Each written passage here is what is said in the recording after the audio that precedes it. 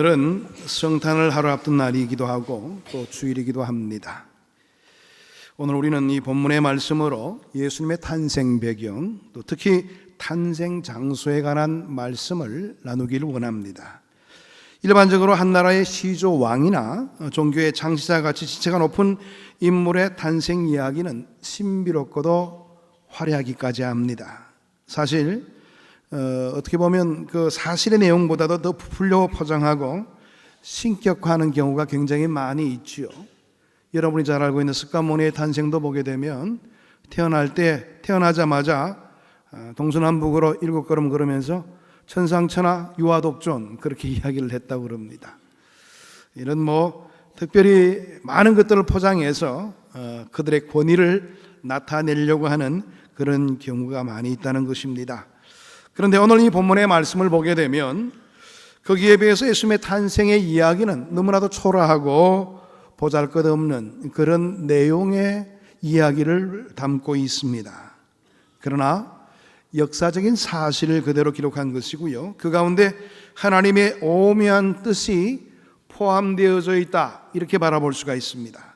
그렇다면 여러분 한번 생각해 보시기를 바랍니다. 어째서 존귀하신 하나님의 아들이 굳이 짐승의 먹이통인 구유에서 태어나게 되었는가 하는 점입니다. 거기에는 그럴 만한 이유가 있는 것이지요. 예수님이 굳이 구유에 태어나신 가장 기본적인 이유는 표적을 보여주시기 위함이라, 이렇게 생각을 해볼 수가 있습니다. 특별한 사인을 위해서 그렇다는 겁니다. 그런 것들을 통해서 예수님이 바로 하나님의 아들이시고 메시아라는 사실을 확실히 증거해 주기 위하여 그런 특별함을 보여주셨다, 그런 내용이 담겨져 있는 겁니다. 여러분, 표적이라는 말의 의미는 뭡니까? 겉으로 드러나 보이는 그런 표시라, 이런 뜻을 가지고 있죠. 증표라는 말입니다. 영어로는 sign이라는 그런 의미를 가지고 있는 겁니다. 당시엔 수많은 아이들이 태어났을 텐데 과연 어떤 아기가 하나님의 아들인지 어떻게 확인해 볼 수가 있겠습니까? 그 증표로 보여주신 게 바로 강보에 쌓여 구유에 누워있는 아기, 이게 바로 메시아의 탄생을 알려주는 아주 귀중한 증거가 되었다는 겁니다. 예수님이 탄생하던 그 즈음에 들판에서 양을 치던 목자들에게 천사가 나타나게 되었죠. 천사가 목자들에게 뭐라고 말합니까? 누가복음 2장 11절에서 12절입니다. 본문의 말씀은 넘어서고 있지만 그 내용의 이야기들을 보게 되면, 오늘 다윗의 동네에 너희를 위하여 구주가 나셨으니 곧 그리스도 주시니라. 너희가 가서 강보에 쌓여 구유에 누워 있는 아기를 보리니 이것이 너희에게 표적이니라. 표적, 다시 말해서 사인이라는 그런 의미를 이야기해 주고 있는 겁니다. 목자들은 천사가 전해준 말이 너무나도 이상하게 여겨졌을 것입니다. 아니, 메시아가 태어난다면 궁궐이나 태어나야 되는 것이 마땅한 것 아닌가 말이에요. 그런데 어디 누일 곳이 없어서 구유에다가 그의 첫 처소를 삼는가, 굉장히 의아하게 생각을 했을 것입니다. 그런데 그들이 그 밤에 달려가 보니까 정말 그런 아기가 있었다는 겁니다. 그때 그들은 확실히 믿을 수가 있었습니다. 정말 그러네, 이 아기가 바로 하나님의 아들 메시아구나. 그들은 확정적으로 그 사실을 눈으로 목도하면서 메시아임을 믿게 되었던 겁니다. 그래서 그들은 아기 예수께 기꺼이 경배하며 찬송하는 그런 모습을 보이게 된 겁니다. 예수님이 굳이 구유에 탄생하신 또 한 가지 중요한 이유는 예수님을 모시는 마음의 자세를 우리들에게 교훈해 주기 위함이라, 저는 그렇게 보고 싶습니다. 예수님은 이스라엘의 수도인 예루살렘에도 또 많은 사람들이 호적을 하러 몰려와서 왁자지껄한 베들레헴의 중심가에도 오지 않았습니다. 천하디천한 외양간에서 그의 처음 출생을 알리게 되었습니다. 그것은 예수님이 과연 어떤 마음에 임하시는지를 우리에게 보여주는 단적인 의미를 가지고 있는 것 아닌가 생각을 해볼 수가 있습니다. 그래서 우리가 먼저 생각해 볼 수 있는 것은, 예수님이 임하시는 것은 고요한 마음이 있는 곳이라, 저는 그렇게 생각을 해보았습니다. 예나 지금이나 얼마나 많은 사람들이 분주함 때문에 중요한 것들을 많이 놓치고 사는지 모릅니다. 세상 일에 푹 빠져 살다 보니까 그 마음 속에 하나님을 모실 만한 여유가 전혀 없는 듯이 살아가고 있는 것을 보게 되지요. 본문을 자세히 살펴보게 되면 정말로 안타까운 한 사람이 언급되고 있습니다. 누구일까요? 7절 하반절의 말씀을 보게 되면 나타나는데요, 여관집 주인이라, 저는 그렇게 생각해 보았습니다. 그는 만삭이 된 마리아를 거절했습니다. 일반적으로 바라보게 되면 만삭이 되는 경우에는 편의를 봐주게 되어 있어요. 그런데 사람들이 너무나도 많이 몰려오다 보니까 도저히 그럴 만한 여유로움이 없었던 모양입니다. 그런데 성경을 보게 되면 예수님 자신도 그렇게 소란한 것을 지향한 그런 모습은 보이지 않습니다. 오히려 소란한 것을 지향하지 않았고 지양했다고 볼 수가 있어요. 그 자리를 피했단 말이에요. 예수님은 고향 곳에 임하신다는 것을 우리에게 이야기해 주고 있는 겁니다. 복음서를 보게 되면 예수님의 공생애 중에서도 그러하였음을 우리는 충분히 헤아려 볼 수가 있게 되는데요, 많은 군중들에게 말씀을 가르치시고 이적을 행하실 때도 있었지만은 너무나 많은 사람들이 모여들게 되면 오히려 도망치듯이 그 자리를 피하는 경우가 많이 있었습니다. 그리고 일상생활 중에도 항상 고요한 시간과 그 장소를 즐겨 찾으셨다는 것을 알 수 있습니다. 마가복음 1장 35절의 말씀을 보게 되면 예수님의 하루 일과를 찾아볼 수가 있게 됩니다.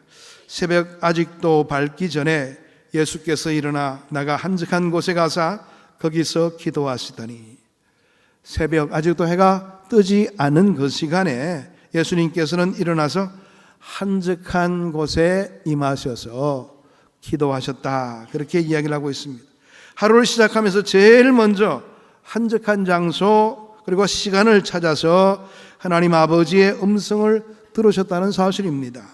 이처럼 예수님은 하나님의 아들이지만은 항상 아버지의 음성을 듣기를 원하셨습니다. 그렇다면 연약하고 부족한 우리들이야말로 하나님의 음성을 듣지 않고서는 이 땅을 살 수가 없는 겁니다. 우리가 이 땅에 처음 사람의 출생에 대해서 잘 알고 있습니다. 아담을 만드셨을 때도 하나님은 어떻게 만드셨습니까? 하나님의 형상대로 하나님의 모양을 따라 만드셨다, 그렇게 이야기하고 있습니다. 다시 말해서 하나님과의 관계성 속에서 우리의 인간의 자아가 실현될 수 있도록 하나님은 인도하셨다는 겁니다. 그러니까 우리가 하나님의 음성 듣지 않고 내 임의로 생활하는 그 자체는 아무 의미 없는 인생이 될 수밖에 없는 것이지요. 그래서 연약하고 부족한 우리들도 하나님의 음성을 듣기 원하는 그런 열정을 가져야 되는 것입니다. 우리는 하나님의 음성을 들음으로써 영역을 얻게 됩니다. 그리고 이 세상을 살아가는 지혜도 가질 수가 있게 되는 겁니다. 그러므로 우리의 살 길은 하나님의 음성을 듣는 데 있다는 것을 유념하시기를 바랍니다. 그것은 우리에게 생명의 소리이고 축복의 소리가 되기 때문에 그런 겁니다.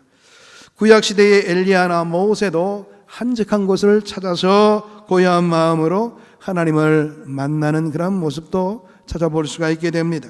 그리고 세미한 음성 속에서 하나님과의 깊이 있는 대화를 나누는 그런 모습들을 보이게 되었죠. 그것이 그들의 인생을 변화시켰고 그들에게 영적인 힘을 공급했다고 이야기해 볼 수가 있습니다. 부디 저와 여러분도 이 성탄절기에 너무 들떠있지 마시고요, 고요한 마음으로 주님을 맞이하실 준비를 하시기를 바랍니다. 성탄의 참된 의미를 마음속에 새기시면서 우리가 어떻게 하면 주님과의 만남을 통해서 내 삶의 변화를 가져다 줄까, 그런 부분에 대해서 관심을 가지시기를 바랍니다. 그렇게 되기 위해서는 우리의 마음이 고요함으로 정돈될 필요가 있다는 사실입니다. 여러분, 예수님을 모시고 하나님의 음성을 듣고 새 힘을 얻어서 승리하는 인생길에 서시게 되기를 바랍니다. 그런 인생은 바로 고요한 마음을 지향하며 그 은혜를 기리는 자의 삶에 나타나게 된다는 것을 우리는 이 내용을 통해서 깨달을 수가 있습니다. 두 번째로, 깨끗한 마음에 주님은 임하신다는 사실입니다. 여러분, 예수님이 왜 외양간에 임하셨을까요? 앞서 말씀드린 대로 일부러 주님은 그런 것을 선택하셨다, 이렇게 생각해 볼 수도 있습니다. 얼른 생각해 보게 된다면 외양간이나 구유는 지저분함의 대명사지요. 아이고 그 지저분한 곳에 왜 태어났나 말이에요. 그러다 보니까 우리 의식 가운데서도 어떻게 태어날 곳이 없어서 그런 구유에 태어났나 뭐 이렇게 생각을 해볼 수가 있게 되는 겁니다. 그러나 사실은 그런 곳이 더 깨끗합니다. 사람들의 마음보다도. 오히려 짐승이라는 것은요, 최소한 사람들처럼 죄는 짓지 않습니다. 인간이 왜 무섭습니까? 왜 더럽습니까? 위생 상태로 본다면 인간이 훨씬 짐승보다 깨끗하지요. 그러나 영적으로, 도덕적으로 보게 되면 더 부패하고 더 더러운 모습들을 가지고 있는 것이 인간의 모습 아니겠습니까?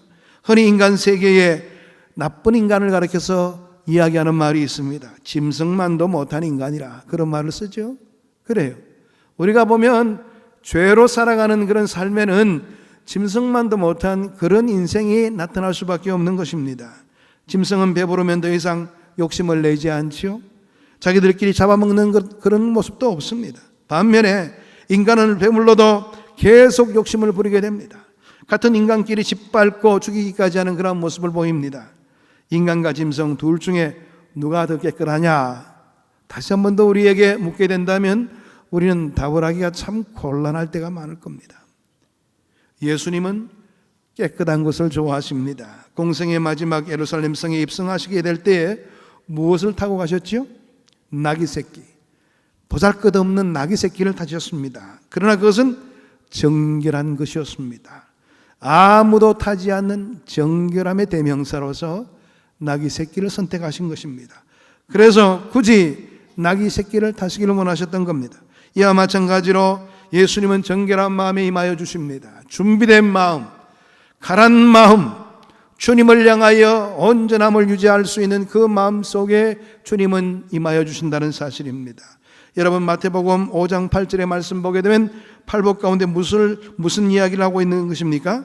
마음이 청결한 자는 복이 있나니 그들이 하나님을 볼 것이며, 마음이 청결한 자가 하나님을 보게 된다는 것을 이야기합니다. 마음이 청결할 때 하나님을 만날 수가 있게 된다는 말입니다. 마음의 눈으로 우리는 하나님을 만날 수가 있게 되는 것이지요. 어떤 자가? 청결함을 유지한 자가. 마음이 세상의 탐욕과 죄악과 엄난과 방탕함으로 혼란되어 있다면, 또 혼탁하다면 하나님을 만날 수가 없겠지요. 그런 마음에는 주님이 찾아오시지 않는 겁니다. 야고보 4장 8절의 말씀을 보게 되면 이런 말씀이 있습니다. 하나님을 가까이 하라. 그리하면 너희를 가까이 하시리라. 죄인들아 손을 깨끗이 하라. 두 마음을 품은 자들아 마음을 성결하게 하라. 오늘 이 내용의 말씀 속에서 우리의 마음을 성결하게 만들게 될 때에 하나님이 만나주신다고 이야기하고 있는 말씀을 발견해 볼 수가 있게 됩니다. 부디 이 성탄의 절기에 정결한 마음을 준비하셔서 우리의 구원을 위하여 이 땅에 오신 나귀 예수를 만날 수 있는 우리 모두가 되기를 축복합니다. 우리의 삶이 이처럼 정결함으로 유지될 수 있도록 날마다 우리의 삶을 철저히 점검하고 주님 오시기에 합당한 모습으로 우리가 준비되어 있는 그런 모습을 가져야 될 겁니다. 세 번째는 겸손한 마음의 주님께서 임하여 주십니다. 구유는 가장 낮은 자리지요. 구유에 아기가 태어난다는 거 있을 수 없는 일이라 우리가 말씀을 드렸습니다. 이보다 얼마나 더 낮아질 수가 있을까요? 그런데 아이러니하게도 그것은 하나님의 아들 만왕의 왕이 그곳에서 태어나시게 되었습니다. 처음으로 그곳에 좌정하시게 되었다는 겁니다. 그런 점에서 구유는 예수님의 왕좌, 왕의 자리와도 같은 것입니다. 우리의 마음에도 겸손한 구유와 같은 마음의 자리가 있어야 될 겁니다. 그럴 때 주님께서 우리의 삶 가운데 임하여 주시고 우리의 마음의 좌소에 거하여 주시게 되는 것입니다. 그럴 때 우리의 마음 속에 진정으로 하나님의 영광을 드러낼 수 있는 우리의 삶이 확보될 수가 있게 되는 겁니다. 구유가 초라한 것 같아도 만왕의 왕이신 예수님이 앉게 되면 왕자가 되는 것이지요. 우리도 마찬가지로 남 보기에는 보잘것없는 그런 사람이라도 내 안에서 가장 소중한 자리, 마음의 중심을 내어드리면 주님께서는 기꺼이 들어오셔서 나와 함께 해주실 것입니다. 야고보 4장 10절의 말씀에는 이런 말씀이 있습니다. 주 앞에서 낮추라. 그리하면 주께서 너희를 높이시리라. 겸손한 마음을 가지고 주님을 모시게 되면 주님이 나를 높여주실 것입니다. 우리를 존귀하게 만들어 주실 것입니다. 우리가 성탄절의 기쁨을 누릴 수 있는 비결이 바로 여기 있는 것이지요. 주님이 내 마음의 좌소에 거함으로 통하여 나는 죽을 수밖에 없는 그런 죄인에 불과한 존재였지만 이제는 하나님의 자녀가 되는 특권을 누릴 수 있는 자가 되었단 말이에요. 이것처럼 존귀한 자리가 어디 있겠습니까? 성지 이스라엘의 베들레헴에 가보게 되면 예수 탄생 기념교회가 있습니다. 그곳의 출입문은 겸손의 문이라 이렇게 해서 한 군데만 딱 준비되어 있습니다. 아주 특이합니다. 옛날 십자군 전쟁 때에 군인들이 말을 타고 함부로 성전 안으로 들어오는 것을 막기 위해서 출입문을 작게 만들었다고 합니다. 한 1.2m 정도밖에 안 되니까 어린아이들도 머리를 숙이지 않고서는 도저히 들어갈 수 없는 그런 작은 문이었습니다. 세상의 왕이나 귀족이라도 말에서 내려서 고개를 숙이고 들어가야 되는 곳이기도 합니다. 한때 그 출입문 바로 위에 종이 쪽지가 하나 붙어 있다고 그럽니다. 한글로 서툰 글씨지만은 이렇게 써져 있었습니다. 머리 조심. 한국 사람들이 워낙 사람들이 이 예수 탄생 기념교회에 많이 오다 보니까, 그리고 또 한국 사람들은 얼마나 불평이 많아요. 머리 부닥치게 되면 너무 항의하고 그러니까 아예 한글로 삐뚤빼뚤하게 해가지고 머리 조심 딱 이렇게 붙여놨다고 그래요. 지금은 모르겠어요. 한때는 그렇게 했다는 거 아니겠어요? 그런데 그 말이 참 우리에게 의미 깊게 들리게 됩니다. 이 세상을 살아가게 될 때 우리는 머리 조심해야 되는 거예요. 머리를 고추 세우거나 그냥 거만을 떨게 되면 우리의 목이 주저앉게 되는 경우가 생길 수밖에 없어요. 그러나 겸손한 사람은 많은 사람들에게 좋은 영향력을 주게 되고 그리스도의 모습을 증거하는 기회가 될 수가 있다는 사실입니다. 겸손히 머리를 숙일 수 있는 그런 복된 길에 서서게 되기를 축복합니다. 그렇습니다. 신앙의 기본은 겸손입니다. 유명한 신학자죠. 어거스틴은 그렇게 이야기를 했습니다. 어떤 제자가 한 명이 와서 선생님, 신앙에서 가장 중요한 게 무엇입니까? 그렇게 물어봤습니다. 당연히 겸손이지요. 어거스틴이 대답을 했습니다. 그 사람이 다시 물었습니다. 그 다음에 중요한 건 또 뭐지요? 그러자 어거스틴이 이렇게 대답을 했습니다. 그것도 겸손입니다. 또 다시 물었습니다. 그러면 그 다음은요? 이때 어거스틴이 힘주어서 이야기했습니다. 그 다음도 겸손입니다. 겸손을 빼놓으면 신앙생활이 불가능해질 수밖에 없습니다. 이만큼 겸손이 중요한 겁니다. 신앙생활하면서 우리는 교회 안에서 목을 고추 세울 때가 많죠. 자기를 인정해달라는 거예요. 여러분, 사람 앞에 인정받을수록 주님께 인정받을 수 있는 확률이 낮아지는 것 아십니까? 사람에게 인정받으려고 하지 마세요. 주님께 인정받기 위해서 우리는 철저하게 낮아지는 그런 모습을 갖추어야 되는 겁니다. 여러분, 우리는 예수님의 성탄을 기다리고 있습니다. 저와 여러분의 마음은 어떤 마음으로 준비되어 있습니까?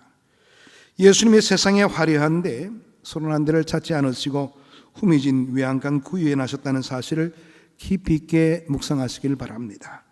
주님이 낮은 곳에 임하신 것처럼 지금 이 시간에도 소외받고 많은 사람들의 관심이 가지 않는 곳을 찾으면서 그들과 함께 할 수 있는 그런 마음의 여유로움이 필요하다는 사실이에요. 우리는 신앙생활을 하면서도 거의 우리 중심으로 살아가는 그런 모습을 보일 때가 많습니다. 그저 내 위주지요. 그러나 신앙생활의 참된 모습은 철저하게 낮아짐으로 남들을 위해서 살 수 있는 그런 마음의 자세로부터 진정한 신앙생활의 아름다움은 이루어질 수 있다는 사실을 유념하시길 바랍니다. 이번 크리스마스는 주님께서 우리의 마음에 찾아오실 수 있도록 철저하게 준비하시길 바랍니다. 고요한 마음, 정결한 마음, 그리고 겸손한 마음으로 준비되어 있어서 주님께서 함께 하시는 그런 기쁨의 자리가 될 수 있도록 우리가 철저하게 준비된 모습을 갖추는 것, 여기에 우리 그리스도인들의 참된 모습이 이루어질 수가 있게 되는 것입니다. 우리가 세상 일에 분주하게 살다가 욕심 부리고 교만을 떨다가 또 혹시라도 주님 마음 밖으로 우리의 마음 밖으로 예수님을 내어 쫓는 경우가 생기지 않도록 우리가 각별히 주의를 해야 될 겁니다. 예수님은 지금도 우리의 문 밖에 서서 우리의 마음을 두드릴 수가 있게 될 겁니다. 너 지금 뭐 하냐? 내가 지금 너의 마음을 두드리고 있다. 우리는 주님을 우리의 마음의 문 밖에 세워올 때가 훨씬 많지요. 그저 그냥 내 아집과 내 고집으로 살다 보니 주님이 내 마음 안에 들어오실 만한 그런 좌소가 마련되지 못할 때가 많습니다. 요한계시록 3장 20절의 말씀을 보게 되면 볼지어다 내가 문 밖에 서서 두드리노니 누구든지 내 음성을 듣고 문을 열면 내가 그에게로 들어가 그와 더불어 먹고 그는 나와 더불어 먹으리라. 아무쪼록 이 말씀 속에서 주님의 음성을 듣고 마음을 활짝 열어서 준비된 모습으로 주님을 맞이하는 저와 여러분이 되시길 바랍니다. 진정으로 이 땅에 인간의 몸을 입고 오신 예수님을 모시고 항상 승리하는 인생길을 살아가는 것, 여기에 우리 성도의 참된 분분이 있다는 것을 꼭 기억하시고 날마다의 삶 가운데 주님 앞에 껴있는 그런 삶으로 구비되어 주님의 영광을 온전히 드러내고 남들이 내 삶을 바라볼 때마다 저 양반은 분명히 예수 믿는 사람이야, 저 양반은 작은 예수처럼 살아가고 있는 사람이야, 이렇게 칭찬을 아끼지 않도록 그렇게 진정한 주님의 영광을 드러내 볼 수 있는 우리의 삶이 오늘 우리의 삶의 현장 속에서 나타나야 될 겁니다. 이번 성탄은 바로 그와 같은 주님의 마음을 시원케 하고 많은 사람들에게 주님의 영광을 증거하는 복된 길에 서시게 되기를 축복합니다. 기도하겠습니다. 하나님 아버지, 참 감사합니다. 우리가 이 땅을 살아가게 될 때에 하나님의 특별한 은혜와 주의 돌보심 속에 거하면서 우리의 삶을 이끌게 됩니다. 그런데 우리의 마음에 준비된 모습이 있지를 않아서 참으로 문제가 될 경우가 많이 있는 것을 보게 됩니다. 우리의 아집으로 가득 차서 우리의 죄악이 가득 차 있어서 주님이 내 마음의 자소로에 들어오지를 못하시고 밖에서 우리의 문을 두드리고 계시는 모습으로 나타날 때가 많이 있다는 것을 생각해 보게 됩니다. 아버지 하나님, 이제는 준비된 마음으로 이 성탄을 맞이하게 하시고 우리의 고요한 마음과 정결한 마음과 겸손한 마음에 구비된 모습들을 가지고 주님을 맞이하여 날마다 주님과 함께하는 기쁨과 주의 영광을 드러내는 복된 길에 설 수 있도록 은혜 나리여 주옵소서. 예수 그리스도 이름으로 기도하옵나이다. 아멘.